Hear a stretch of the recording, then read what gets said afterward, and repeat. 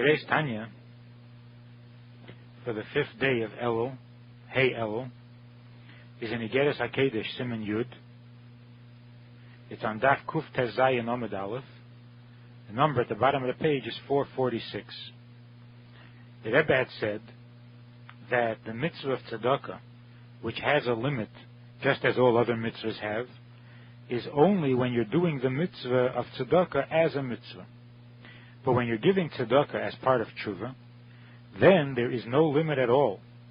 On the contrary, a person ought to and is right to spend everything he has, if that's what it takes, to heal his nefesh as part of his tshuva. Just as healing yourself physically justifies spending everything, it's certainly true also of healing yourself beruchnius, to heal the soul. A person is justified in giving everything. In fact, by giving without a limit, we reveal God's endless and limitless kindness, which is usually not revealed into the world. And that, as the Rebbe said earlier, is the benefit, the virtue of a Baal Tshuva, that he reveals into the world a light that doesn't usually come to the world. The world usually receives finite godliness that comes through tzimtzum, but through tshuva, the world experiences, the person brings down into the world an infinite light that is called Rav Chesed. We're 2 lines from the top of the page. V'hinei midas chesed zu, b'li gvul u'mido. This kindness that is endless, that has no limit, nikras al shmei shel HaKadosh Baruch Hu. It is called by God's name. It is called Chazdei Hashem, God's kindness. Although we're talking about the kindness that the human being is doing, it is called God's kindness. Kibirsiv, as it says, Chesed Hashem me'elam v'ad elam. God's kindness is endless, is forever. And when the person behaves that way, when a person gives tzedakah without an end, then that tzedakah is called Chesed, Chazdei Hashem.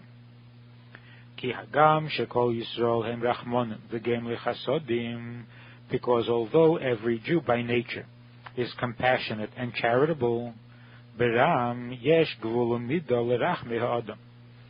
human charitableness, which comes by nature of the human being, is necessarily finite, just as the person is finite.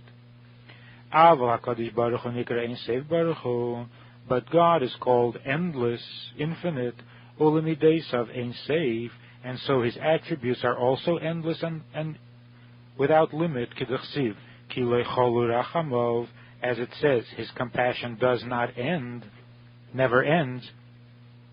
So his attributes are as endless, are as infinite as God himself, and therefore when the person gives endless tzedakah, this is not a human tzedakah, this is a godly tzedakah.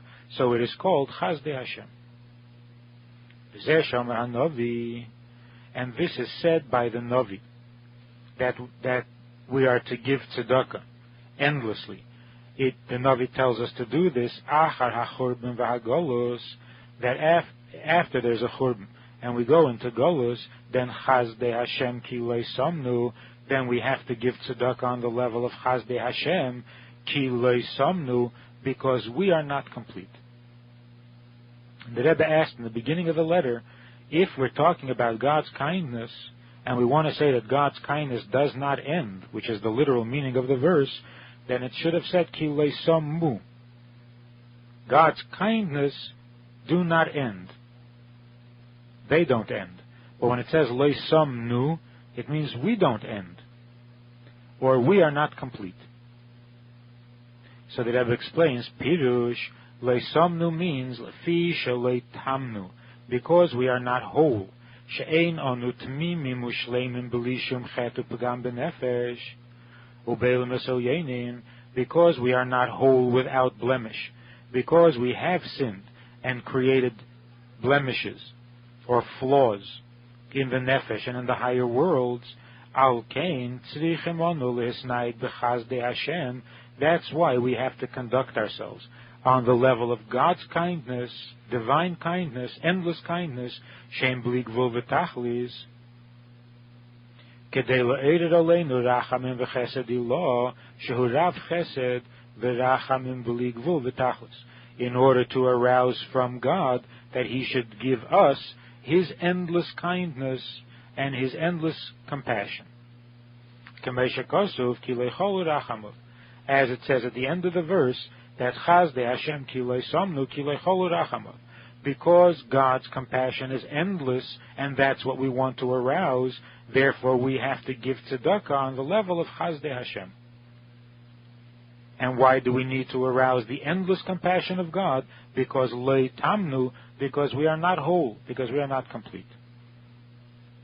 And if this was true in the beginning of Golus, it is even more so in our times, as the Alter Rebbe said in an earlier letter, because we don't have the strength to fast the way we need to in order to cleanse the blemishes, and we don't have the strength to go through the suffering as earlier generations did. Therefore, we are left only with this one solution, and that is to give tzedakah endlessly. And with this we'll understand what the sages said, that Ein Yisrael Nigolim Ela B'Tzedakah, that we will be redeemed only through the mitzvah of tzedakah.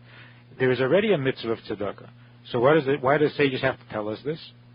They're telling us Sheyasu Gamim Yiyu P'turim Medina, the tzedakah that we will give when we are halachically exempt from the mitzvah, meaning when we don't have any of our own, we're giving away everything, and then the mitzvah does not apply. As we said earlier, the mitzvah has its limit, up to a fifth, but not more. But when the Gemara says that we will be redeemed through tzedakah, it means through endless tzedakah. Tzedakah beyond the call of duty, beyond the mitzvah. Ki ein ben David bo, etc. Because it says that Mashiach won't come, the son of David, won't come until the last penny is gone from the pocket, from the purse.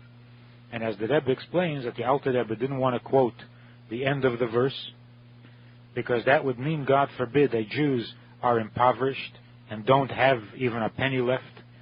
And the Alter Rebbe doesn't want to verbalize these words, this quote, and prefers that it be fulfilled in the spiritual, that a person feels internally that he is without a penny, that he's without a coin, and exchange that for the physical poverty of being without a literal coin.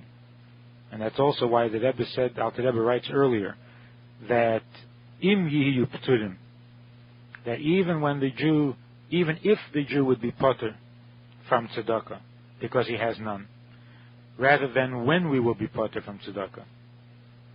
Because the Rebbe doesn't want to say that there would ever come a time when we would be that impoverished. In today's Hayom Yom, for the 5th of Elul, Hey Elul, the Rebbe writes concerning our minhag of putting on the talis gadol, of putting on the talis. We put the talis while it is still folded. We put it over our right shoulder, and we check the tzitzis. While we're checking, we say Baruch Nafshi. After that, you take the talis off your shoulder, you spread it out, you kiss the edge of the talis, and then you move it from in front of you to behind you, and you begin making the bracha lehisativ b'tzitzis. You conclude the bracha when you're folding the two front corners over your right shoulder, around your neck, over your left shoulder. In other words, the two tzitzis from the right side are thrown around the neck over the left shoulder.